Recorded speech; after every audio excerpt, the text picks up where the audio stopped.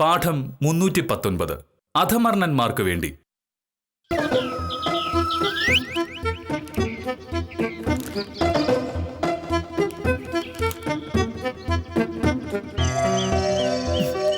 ചായ. ഭമേ, നിനക്ക് സർക്കാർ ഉദ്യോഗസ്ഥന്മാരെ ഭയങ്കര പുച്ഛമായിരുന്നല്ലോ. സർക്കാർ ഉദ്യോഗസ്ഥരോട് മാത്രമല്ല, സർക്കാരിനോടും പുച്ഛം. ഞങ്ങളൊക്കെ എന്തോ മോശപ്പെട്ട കാര്യങ്ങൾ ചെയ്യുന്നവരാണെന്നും ഇക്കാലത്ത് സർക്കാർ ഉദ്യോഗസ്ഥരെ കൊണ്ട് ഒരു മേൽഗതി ഉണ്ടാവില്ല എന്നൊക്കെ നീ പറഞ്ഞിട്ടുണ്ട്. അങ്ങനെ ഞാൻ പറഞ്ഞിട്ടില്ല. സർക്കാർ ഉദ്യോഗസ്ഥർക്ക് മാസശമ്പളമല്ലാതെ വേറൊരു വരുമാനവും കിട്ടില്ല. ഇപ്പോഴത്തെ കാലത്ത് സർക്കാർ തരുന്ന ശമ്പളം കൊണ്ട് മാത്രം ജീവിക്കാൻ പറ്റില്ല എന്നൊക്കെ ഞാൻ പറഞ്ഞിട്ടുണ്ട്. ഇപ്പോഴെന്താണ് പ്രശ്നം? നീ പത്രം കണ്ടോ? സർക്കാർ ഉദ്യോഗസ്ഥർക്ക് വീട്ടുപകരണങ്ങൾ വാങ്ങാൻ സർക്കാർ വായ്പ നൽകുന്നു. ഏത് വീട്ടുപകരണത്തിനും വായ്പ നൽകും. അതാണ് വലിയ കാര്യം. നാട്ടിലെ ബാങ്കുകാർ മുഴുവൻ ഇത്തരം വായ്പകൾ എത്രയോ വർഷങ്ങളായിട്ട് കൊടുക്കണു. മോഹനേട്ടൻ എത്ര രൂപ വായ്പ വേണം? ഞാൻ ശരിയാക്കി തരാമല്ലോ. ഇത് അതുപോലത്തെ വായ്പ അല്ല. നാമമാത്രമായ പലിശയ്ക്കാണ് സർക്കാർ ഈ വായ്പ നൽകുന്നത്. തിരിച്ചടയ്ക്കാൻ 5 വർഷം വരെ കാലാവധി. അത് മാത്രമല്ല, കടലാസ് ജോലികൾ തീരെയില്ല. എനിക്ക് ഒരു വായ്പ വേണമെങ്കിൽ ഞാൻ തന്നെ ഒരു അപേക്ഷ എഴുതി തയ്യാറാക്കി എന്റെ മേലധികാരി കൊണ്ട്, അതായത് തഹസിൽദാരെ കൊണ്ട് ഒരു ഒപ്പിടിപ്പിച്ചാൽ കൊടുത്താൽ മതി. എന്ത് എളുപ്പം. ബാങ്കിൽ ചെന്നാലും പഴയ പോലുള്ള താമസങ്ങളൊന്നുമില്ല മോഹനേട്ടാ. 1-2 ദിവസത്തിനുള്ളിൽ കാശ് കിട്ടും. പക്ഷേ അവിടെ പലിശ 12ഉം 13ഉം ഒക്കെയാ. ഇവിടെയോ വെറും 3% മാത്രം. സർക്കാരിന്റെ ഉദ്യോഗസ്ഥർക്ക് വേണ്ടി നഷ്ടം സഹിച്ചു നൽകുന്ന വായ്പയാണ് ഇത്. ഇപ്പൊ നിനക്ക് മനസ്സിലായോ ഒരു സർക്കാർ ഉദ്യോഗസ്ഥനാകുന്നതിന്റെ ഗുണം? നിങ്ങൾ വക്കീലന്മാരുടെ കാര്യം ഒന്ന് ആലോചിച്ച് നോക്ക്. ഏതെങ്കിലും ബാങ്കിൽ ചെന്ന് ലോൺ ചോദിക്കുമ്പോ വക്കീലാണ് എന്ന് പറഞ്ഞാൽ ബാങ്കുകാർ തരില്ല എന്നാണ് നാട്ടിൽ സംസാരം. നീ തന്നെ കഴിഞ്ഞ ദിവസം പറഞ്ഞല്ലോ, സത്യവാലം വക്കീല് ഒരു കാറ് വാങ്ങാൻ ലോൺ എടുക്കാൻ ചെന്നപ്പോൾ വക്കീലാണെങ്കിൽ തരില്ല എന്ന് ബാങ്കുകാർ പറഞ്ഞ കാര്യം. അത് ബാങ്കുകാര് പലപ്പോഴും സ്ഥിര ജോലിയുള്ള ആളുകൾക്കേ വായ്പ കൊടുക്കുള്ളൂ. വക്കീലിന് അങ്ങനെ സ്ഥിരമായി കേസ് കിട്ടണമെന്നില്ലല്ലോ. അതുകൊണ്ട് ബാങ്കുകാർക്ക് ഒരു പേടിയുണ്ടാവും. ബാങ്കുകാരുടെ പേടി അതല്ല, എന്നെ പോലുള്ള മാന്യന്മാർക്ക് വായ്പ കൊടുത്താൽ അത് തിരിച്ചടയ്ക്കും എന്ന് ബാങ്കുകാർക്ക് അറിയാം. ഇനിയിപ്പോ തിരിച്ചടയ്ക്കാൻ പറ്റാതെ വന്നാൽ എന്നെ പോലുള്ളവർക്കെതിരെ അവർക്ക് കേസ് കൊടുക്കാൻ പറ്റും. പക്ഷേ നിങ്ങൾ വക്കീലന്മാർ വാങ്ങുന്ന വായ്പ തിരിച്ചടയ്ക്കില്ല എന്ന് മാത്രമല്ല, കാശെങ്ങാനും തിരിച്ചു ചോദിച്ചാൽ ബാങ്കിനെതിരെ നിങ്ങൾ കേസ് കൊടുത്തോളേ. പേടിച്ചിട്ട് എങ്ങനെയാ നിങ്ങൾക്ക് കാശ് തരുന്നത്? ഭാമേ, നിയമം അറിയാവുന്നത് കൊണ്ട് ആരും മാന്യരാവുന്നില്ല. പക്ഷേ ഒരു സർക്കാർ ഉദ്യോഗസ്ഥനാകുമ്പോ അതിന്റെ അന്തസ്സ് എല്ലാ വഴിക്കും വന്നു ചേരും. പഠിക്ക, ഇത് വായിച്ച് നന്നായിട്ടൊന്ന് പഠിക്ക.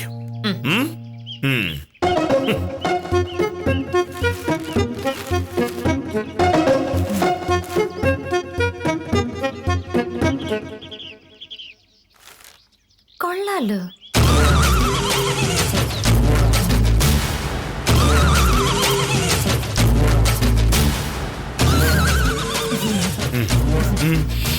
അതെ, എന്തായാലും സർക്കാർ ഒരു സൗകര്യം ചെയ്തിരിക്കല്ലേ. അപ്പോ അതിന്റെ പേരിൽ അഭിമാനം മാത്രം കാണിച്ചാ പോരല്ലോ. ആ അവസരം ഉപയോഗിക്കൂടി വേണ്ടേ? മനസ്സിലായില്ല. അതല്ല മോഹനേട്ടാ, വീട്ടുപകരണങ്ങൾ വാങ്ങാൻ ഇത്രയും ചെറിയ പലിശയിൽ പണം കടം തരുമ്പോ അത് വേണ്ടെന്ന് വെക്കുന്നതിനാ നമുക്കൊരു ലോൺ എടുത്താലോ? എന്തെങ്കിലും നോക്കണേ. നീ എന്താ പറഞ്ഞത്? മോഹനേശൻ ലോൺ എടുക്കാനോ? എന്തേ കെ മോഹനകൃഷ്ണൻ ലോൺ തരില്ലേ? നീ എന്താ സംബന്ധമാണ് ഈ പറയുന്നത്? ഇത്രയും പ്രായത്തിനിടയിൽ ഒരിക്കൽ പോലും ഞാനൊരു ലോൺ എടുത്തിട്ടില്ല. മോഹനേട്ടാ, ഞാൻ മോഹനേട്ടനോട് മോഷ്ടിക്കാനോ അഴിമതി നടത്താനോ പിടിച്ചു പറിക്കാനോ അല്ലല്ലോ പറഞ്ഞത്. സർക്കാർ ഉദ്യോഗസ്ഥർക്കായി ഒരു പദ്ധതി ആവിഷ്കരിക്കുമ്പോൾ ഒരു സർക്കാർ ഉദ്യോഗസ്ഥർ എന്ന നിലയിൽ മോഹനേട്ടനൊന്ന് ഉപയോഗിച്ചൂടെ? വായ്പ വാങ്ങില്ല എന്നുള്ളത് മോഹനകൃഷ്ണൻ ഒരു വ്രതമാണ്. ഇനിയിപ്പോ 3 രൂപ പലിശക്കെന്നല്ല, പലിശ ഇല്ലാതെ പണം തരാമെന്ന് പറഞ്ഞാലും മോഹനകൃഷ്ണൻ വാങ്ങില്ല. കാരണം ഭാമേ, നമുക്ക് ഒരു സാധനം വാങ്ങണമെന്ന് തോന്നുമ്പോ ഉടനെ ഓടിച്ചത് വാങ്ങുകയല്ല വേണ്ടത്. ആ സാധനം വാങ്ങാനുള്ള പൈസ നമ്മുടെ കയ്യിലുണ്ടോ എന്നൊന്ന് ആലോചിക്കണം. ഇല്ലെങ്കിൽ ആ പണം അധ്വാനിച്ചുണ്ടാക്കണം. അങ്ങനെ ആ വസ്തു വാങ്ങാനുള്ള മുഴുവൻ പണവും നമ്മുടെ കയ്യിൽ വന്നു ചേരുമ്പോൾ മാത്രമേ അത് വാങ്ങാനുള്ള അർഹത നമുക്കുണ്ടാവൂ. അല്ലാതെ ഇഷ്ടമുള്ള സാധനത്തെ വായ്പാ പണം കൊണ്ട് വാങ്ങുന്നവർ കാടങ്കാരൻ നശിച്ചു പോകും. കൊള്ളാം, നല്ല സിദ്ധാന്തം. ജീവിതത്തിൽ ഒരു മോഹവും ഇല്ലാത്തവർക്ക് പറ്റുന്നതാണെന്ന് മാത്രം. മോഹനേട്ടന് 3 നേരം ഭക്ഷണം കഴിക്കണം, നാട്ടുകാരെ മര്യാദ പഠിപ്പിക്കണം, എന്നെ ചീത്ത പറയണം എന്ന 3 സ്വപ്നങ്ങളേ ഉള്ളൂ. അതിന് ലോൺ ആവശ്യമില്ലല്ലോ. പക്ഷേ മറ്റുള്ള മനുഷ്യർ അവർക്ക് ആവശ്യമായ സാധനങ്ങൾ വാങ്ങി അത് ഉപയോഗിച്ച് സമാധാനത്തോടെ ജീവിക്കാൻ ആഗ്രഹിക്കുന്നവരാണ്. ഒരാവശ്യം വരുമ്പോ കയ്യിലുള്ള പണം തികഞ്ഞില്ലെങ്കിൽ അവർ വായ്പയൊക്കെ എടുത്തുന്നിരിക്കും. നീ എന്തു പറഞ്ഞാലും ഞാനത് സമ്മതിച്ചേരില്ല. വായ്പ വാങ്ങാതെ ജീവിക്കുന്നതിന്റെ ഒരു അന്തസ് അത് നിനക്കറിയില്ല. അങ്ങനെയാണെങ്കിൽ ഈ വായ്പ കൊടുത്ത് സർക്കാർ തന്നെ സർക്കാർ ഉദ്യോഗസ്ഥരുടെ അന്തസ് നശിപ്പിച്ചുകൊണ്ടിരിക്കല്ലേ?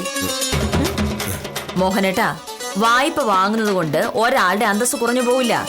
കോടീശ്വരന്മാരായ അംബാനിക്കും ടാറ്റയ്ക്കും ബിർളയ്ക്കും എല്ലാം ബാങ്ക് ലോൺ ഉണ്ടാവും. അതിനകത്ത് എന്താ തെറ്റ്? മോഹനോട് വായ്പ എടുത്ത് കള്ളു കുടിക്കാനോ കഞ്ചാവ് വരയ്ക്കാനോ അല്ലല്ലോ ഞാൻ പറഞ്ഞത്. വീട്ടിലേക്ക് ഉപകാരമുള്ള എന്തെങ്കിലും ഒന്ന് വാങ്ങാനല്ലേ?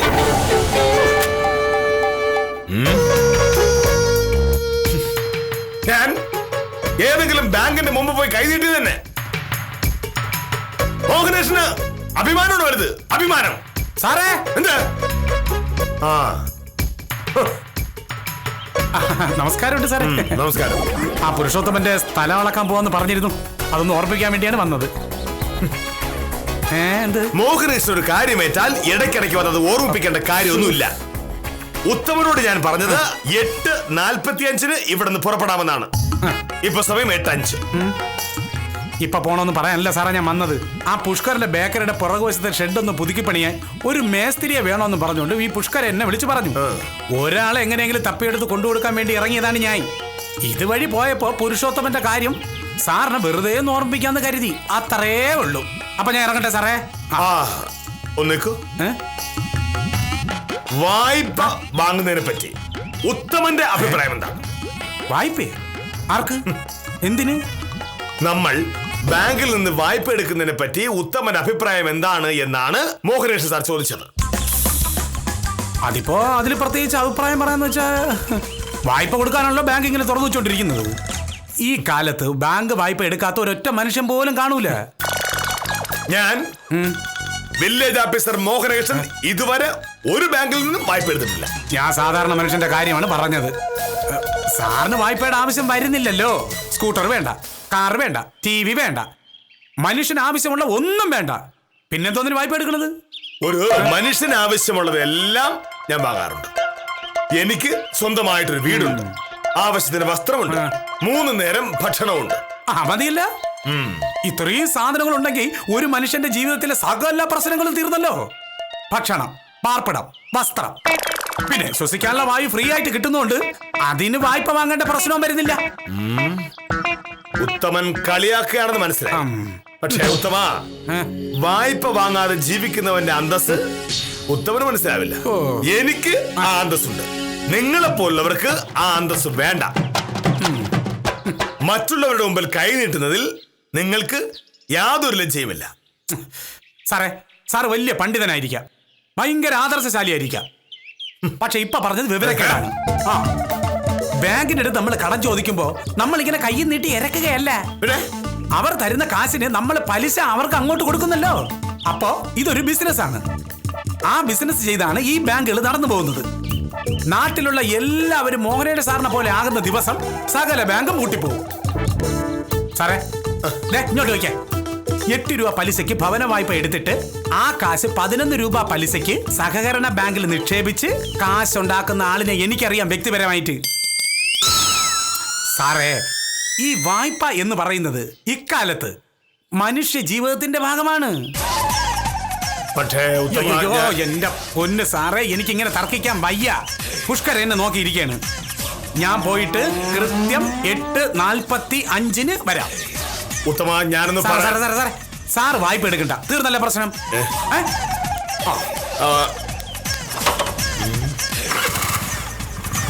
8 രൂപ പലിശയ്ക്ക് വായ്പ വാങ്ങി സഹകരണ ബാങ്കിലിട്ട് 11 രൂപ പലിശ വാങ്ങുന്നു.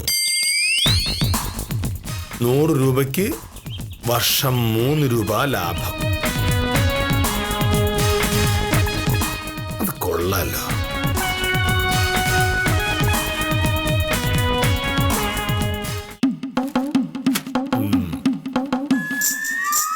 അമ്മേ, ഉത്തമം പറഞ്ഞ സംഭവം നീ കേട്ടായിരുന്നോ? ഞാൻ എങ്ങനെ കേൾക്കാനാ മോഹനേട്ടാ?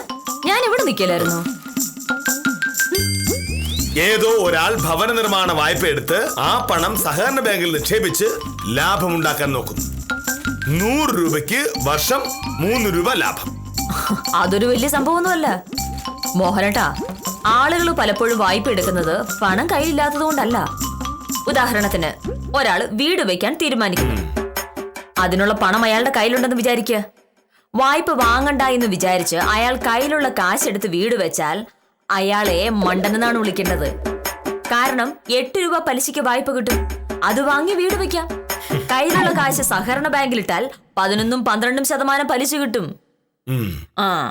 അതുപോലെ മോഹനയുടെ കുറച്ചു മുന്നേ പറഞ്ഞല്ലോ, ഒരു സാധനം വാങ്ങാനുള്ള മുഴുവൻ പണവും കയ്യിലുണ്ടാകുമ്പോഴേ ആ സാധനം വാങ്ങാനുള്ള അർഹത ഉണ്ടാവൂ എന്ന്. അതതിനേക്കാട്ടിലും വലിയ വിവരക്കേടാ. 1 ലക്ഷം രൂപ വിലയുള്ള ഒരു സാധനം ഇപ്പോൾ വാങ്ങുന്നു എന്ന് കരുതുക. കയ്യിൽ 50,000 രൂപയേ ഉള്ളൂ. ബാക്കി 50,000 കടം വാങ്ങിയാൽ പതിയെ പതിയെ തിരിച്ചടച്ചാൽ മതി.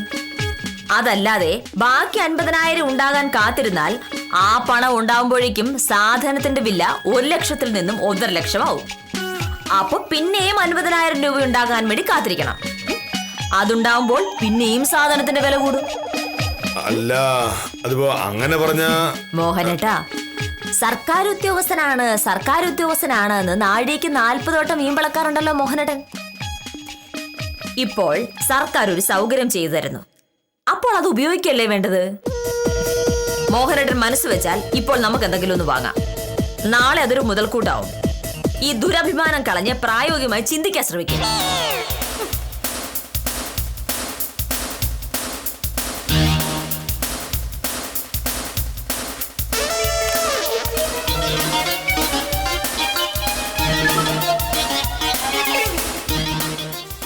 വിദ്യാലക്ഷ്മി, ഞാൻ ആ ഫയൽ എടുത്ത് വെച്ചിട്ടുണ്ട്. നീ ഒരു 11 മണിക്ക് ഓഫീസിൽ എത്തിയിട്ടുണ്ടെങ്കിൽ നമുക്കതൊന്ന് ഡിസ്കസ് ചെയ്യാം. അതെയോ? അയ്യോ, അപ്പൊ പിന്നെ എന്ത് ചെയ്യും? ശരി, എന്നാ ഉച്ചകഴിഞ്ഞ് കാണാം. അല്ല, എന്ത് ചെയ്യാനാ? ഈ വീട്ടിൽ ഇപ്പോ അത്യാവശ്യമായിട്ട് വാങ്ങേണ്ട സാധനം എന്താണ്? എന്തോന്ന്? അല്ല, എന്തായാലും സർക്കാർ ഒരു സൗകര്യം ചെയ്തു തരികയാണല്ലോ, പിന്നെന്തിനാ വേണ്ടെന്ന് വെക്കുന്നത്? നമുക്ക് അത്യാവശ്യമായി വാങ്ങേണ്ട ഒരു വസ്തു എന്താ ഉള്ളത്? അപ്പൊ ലോൺ എടുക്കാൻ മോഹനേട്ടൻ തീരുമാനിച്ചോ? തീരുമാനിച്ചില്ല, പക്ഷേ നമുക്ക് അത്യാവശ്യമായി വാങ്ങേണ്ടതായിട്ട് എന്തെങ്കിലും ഉണ്ടെങ്കിൽ വാങ്ങാം. 3 രൂപ പലിശയ്ക്ക് പണം കടം കിട്ടുകയാണെങ്കിൽ പിന്നെ നഷ്ടമില്ലല്ലോ. എങ്കിൽ നമുക്കൊരു കാറ് വാങ്ങാം മോഹനേട്ടൻ. ഈ നാട്ടിൽ കാറില്ലാത്ത ഒരൊറ്റ വീട് നമ്മുടേത് മാത്രമാ. കാറ് ഒരു വീട്ടുപകരണമല്ല. സർക്കാർ നമുക്ക് പണം കടം തരുന്നത് വീട്ടുപകരണങ്ങൾ വാങ്ങാനാണ്. ശരി, എങ്കിൽ പിന്നെ സംശയിക്കാതിരിക്കുന്നു. നമുക്കൊരു ടി വി ഇല്ലല്ലോ, ഒരു നല്ല LED TV വാങ്ങാം നമുക്ക്. LED? സാധാരണ സാറിന്റെ വീട്ടിലൊരു LED TV ഉണ്ട് മോഹനേട്ടാ. ഇതിങ്ങോട്ട് നോക്കി, ഈ ഭിത്തിയുടെ അത്രയും വലിപ്പം വരും. ശരിക്കും പറഞ്ഞാൽ സിനിമാ തിയേറ്ററിൽ പോയിരുന്ന സിനിമ കാണുന്ന അതേ രീതിയാ. അത്രയും വലുതൊന്നും വേണ്ട, കുറച്ചുകൂടി ചെറുത്. ഒരു 19,000 രൂപയുടെ കാര്യമുള്ളൂ. മോഹനേട്ടാ, ഈ 50,000 രൂപ എന്ന് പറഞ്ഞാൽ അതിന് വിലയാ. സർക്കാർ പറഞ്ഞ കണക്കിന് 35,000 രൂപ ലോൺ കിട്ടും. ബാക്കി 15,000 രൂപ മുടക്കിയാൽ മതിയല്ലോ. മതി. പക്ഷേ ഒരു TV വാങ്ങേണ്ട കാര്യം എന്താണ് ഇവിടെ? ഇപ്പോ TV കാണിക്കുന്ന ഏതെങ്കിലും ഒരു പരിപാടി കൊണ്ട് ആർക്കെങ്കിലും എന്തെങ്കിലും ഒരു ഗുണമുണ്ടോ? വെറുതെ സമയം കളയാന്നല്ലാതെ. വേറെ ഒരു ജോലി ഇല്ലാത്തവർക്ക് സമയം കളയാൻ വേണ്ടിയുള്ള ഒരു പരിപാടിയാണ് TV കാണൽ. എനിക്കും നിനക്കുമാണെങ്കിൽ ഒരുപാട് ജോലികളുണ്ട്. അതിനിടെ TV കാണാൻ എവിടെ സമയം? ടിവിയില് വാർത്തകളും ഉണ്ടല്ലോ, അത് കാണാലോ. വാർത്ത പത്രത്തിലുണ്ട്. നമ്മൾ എല്ലാറ്റിനും TVയെ ആശ്രയിക്കുന്നത് കൊണ്ടാണ് ആളുകളുടെ വായനാശീലം കുറയുന്നത്. വായനാശീലം ഇല്ലാതെ വരുമ്പോ ആളുകൾക്ക് വിവരമില്ലാതാകും. ഇത് 2014 ആണ്ടാണ്. മോഹനേട്ടൻ ഈ പറഞ്ഞ ന്യായം 1500 കൊല്ലം മുന്നേ പറയേണ്ടതായിരുന്നു. എന്തായാലും ടി വി വാങ്ങാൻ പറ്റില്ല. ടി വി വാങ്ങിയ കേബിൾ കണക്ഷൻ എടുക്കണ്ടേ? അതിന് മാസാമാസം എത്ര രൂപയാകും? ലോൺ അടയ്ക്കാനുള്ള കാശും കേബിളിന്റെ കാശും കൂടി ആകുമ്പോ വലിയൊരു തുകയാണ് ചെലവാകുന്നത്. ചെലവാക്കാനല്ലേ കാശ്? ചെലവാക്കാനാണ് കാശ്. ആവശ്യത്തിന് മാത്രം ചെലവാക്കാൻ. 1 രൂപ മുടക്കിയാൽ അതുകൊണ്ട് ആ 1 രൂപയുടെ പ്രയോജനം ഉണ്ടാകണം ഭാമേ. ടി വി വാങ്ങാൻ 50,000 രൂപ ചെലവാക്കിയാൽ അതുകൊണ്ട് 5 രൂപയുടെ പ്രയോജനം പോലും ഇല്ല. മനുഷ്യന് ആവശ്യമുള്ള ഏതെങ്കിലും ഒരു വസ്തുവിന്റെ പേര് പറഞ്ഞാൽ അത് വാങ്ങുന്നതിന്റെ കാര്യം നമുക്ക് ആലോചിക്കാം.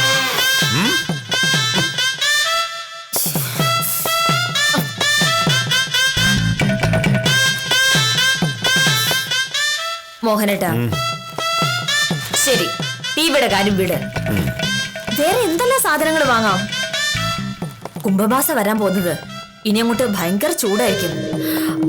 നമുക്ക് ഒരു AC വാങ്ങിയാലോ?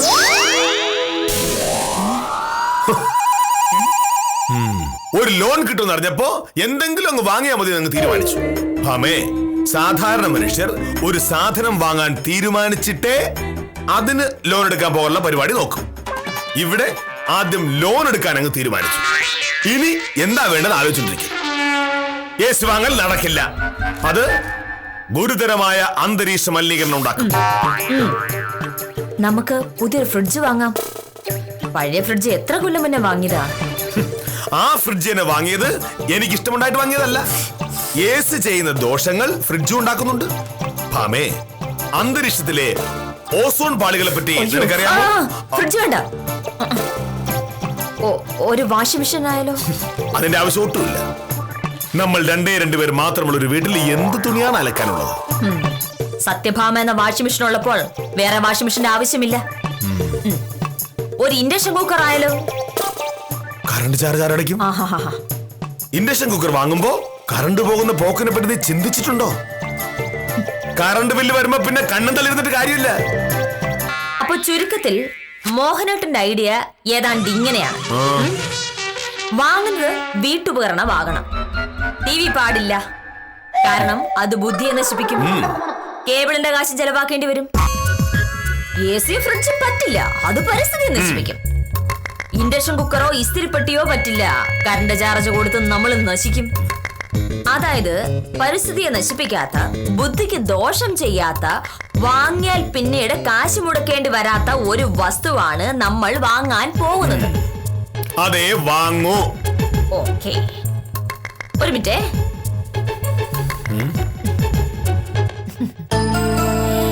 ഈ കൂടെ വാങ്ങിയിട്ട് 5-6 കൊല്ലമായില്ലേ? ലോൺ എടുത്ത് നമുക്ക് പുതിയൊരെണ്ണം വാങ്ങിയാലോ? പരിസ്ഥിതി നശിപ്പിക്കില്ല, കറണ്ട് ചാർജ് കൊടുക്കണ്ട, ബുദ്ധിക്ക് കേടുമില്ല. മോഹനേട്ടാ, എന്തെങ്കിലും വാങ്ങാമെന്നും അതിനായി ലോൺ എടുക്കാമെന്നും മോഹനേട്ടൻ സമ്മതിച്ചപ്പോഴേ എനിക്ക് മനസ്സിലായതാണ് ഇതിനകത്തെന്തോ വലിയ തട്ടിപ്പാണ്.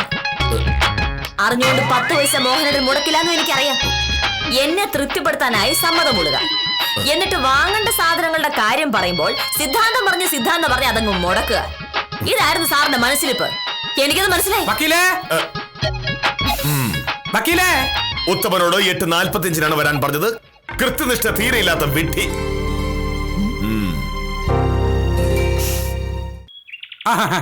നമസ്കാരം സാറേ.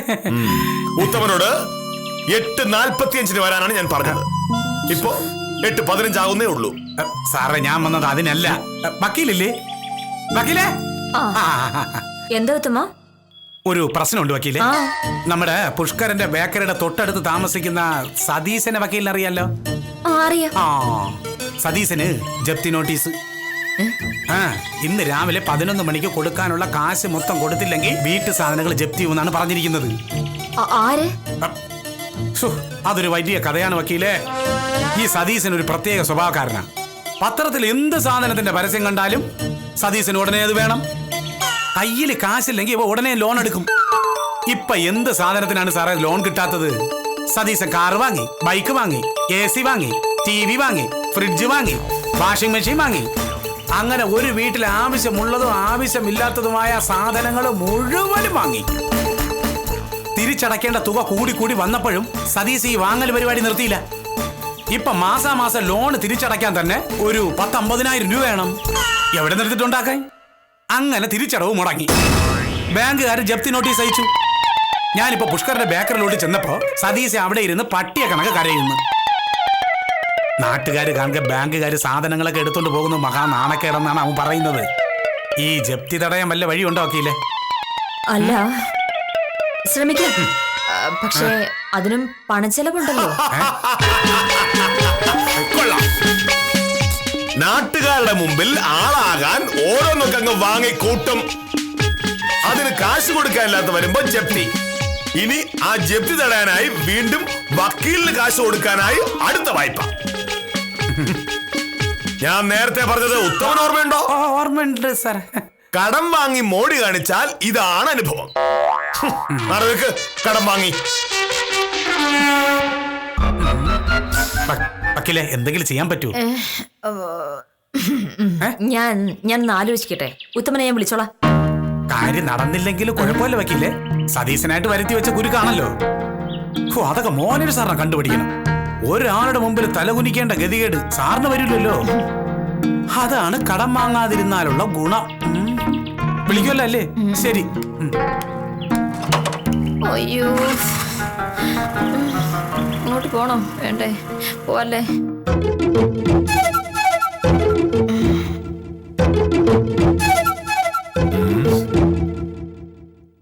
എന്താ ഇപ്പോ? വീട്ടിൽ കാറും AC ഉള്ളവരാണ് സമൂഹത്തിൽ ഏറ്റവും വലിയ യോഗ്യന്മാരാണെന്നാണ് നീ പറഞ്ഞുകൊണ്ടിരുന്നത്. ആ കണക്കിന് സതീശൻ പരമയോഗ്യനാ. സതീശൻ കാണിച്ചത് കുറച്ച് കൂടുതലായി പോയി എന്ന് സതീശന് നേരത്തെ തോന്നിയിരുന്നെങ്കിൽ പ്രയോജനം ഉണ്ടായിരുന്നു. ഇത് വളരെ വൈകിപ്പോയി. ഇനി ബാങ്കുകാർ വന്ന് നാട്ടുകാരുടെ മുമ്പിൽ വെച്ച് ഫ്രിഡ്ജും വാഷിംഗ് മെഷീനും ടിവിയും ഒക്കെ എടുത്തു തുടങ്ങും. സ്വന്തമായി പണം ഉണ്ടാക്കിയിട്ടേ ഇതൊക്കെ വാങ്ങൂ എന്ന് സതീശൻ നേരത്തെ തീരുമാനിച്ചിരുന്നെങ്കിൽ വാങ്ങുന്ന സാധനങ്ങൾ എന്നും വീട്ടിൽ അതാത് സ്ഥാനത്തിരുന്നേനെ. കൊക്കിൽ ഒതുങ്ങാത്തത് കൊത്തിയാൽ ഇങ്ങനെ ഇരിക്കും. അതൊക്കെ സമ്മതിച്ചു. സതീശൻ കാണിച്ചത് കൂടുതലായി പോയെന്ന് ഞാൻ സമ്മതിച്ചല്ലോ. പക്ഷെ മോഹനേട്ടൻ കാണിക്കുന്ന ഒരുപാട് കുറവാ. നമ്മുടെ കയ്യിലുള്ള പൈസക്ക് നമുക്ക് ചെലവ് നടത്താലോ. അതിനകത്ത് എന്തെങ്കിലും വിശക്കുന്നില്ലല്ലോ.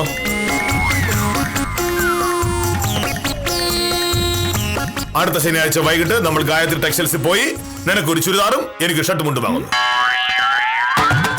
ഇപ്പോ ഇവിടെ നമുക്ക് അതേ ആവശ്യമുള്ളൂ. അതിനുള്ള പൈസ എന്റെ കയ്യിലുണ്ട് താനും. എങ്കിൽ പിന്നെ അത് മതി.